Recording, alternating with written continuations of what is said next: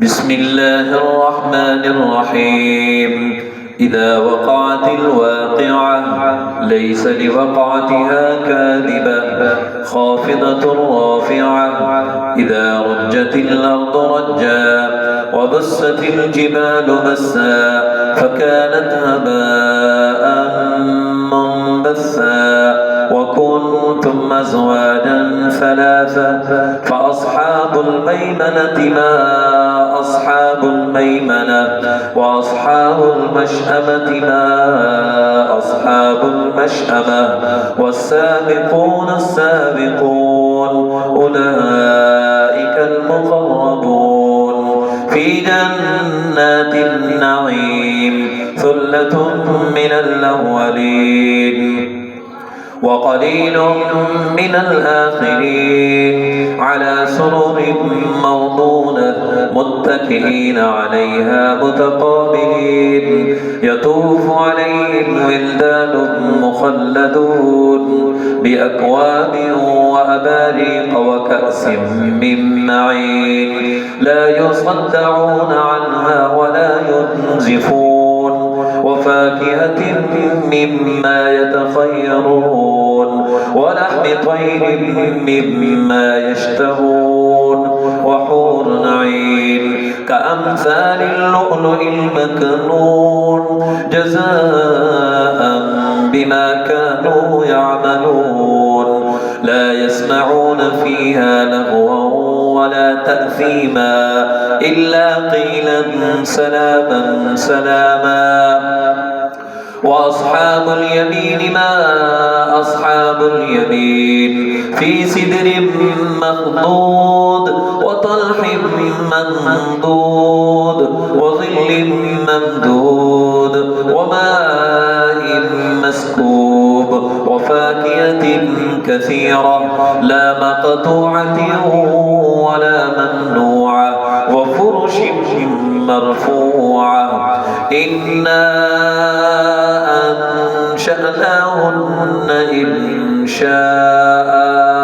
فجعلناهن أبكارا عربا أترابا لأصحاب اليمين ثلة من الأولين وثلة من الآخرين وأصحاب الشمال ما أصحاب الشمال في سموم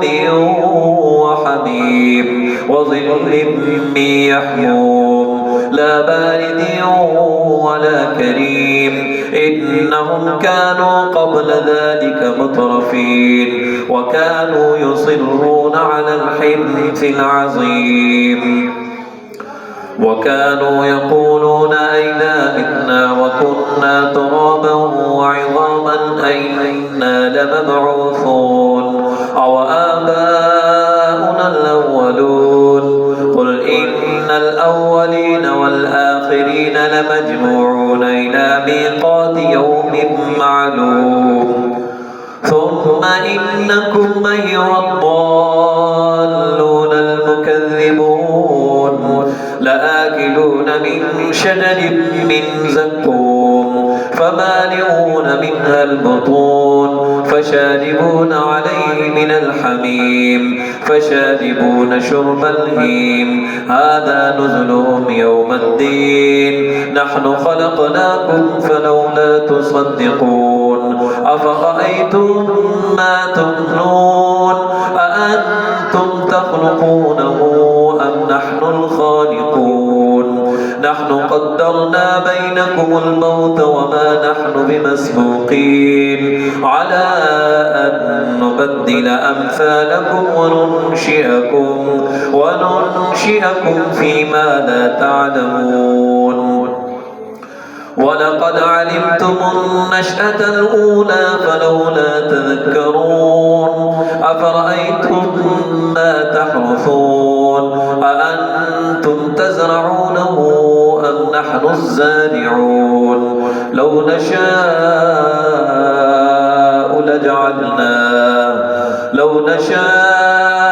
لجعلناه حطاما فظلتم تفكرون إنا لمغرمون بل نحن محرومون أفرأيتم أفرأيتم الماء الذي تشربون أأنتم أنزلتموه من المزن أم نحن المنزلون لو نشاء جعلناه أجاجا فلولا تشكرون أفرأيتم النار التي تورون أأنتم أنشأتم شجرتها أم نحن المنشئون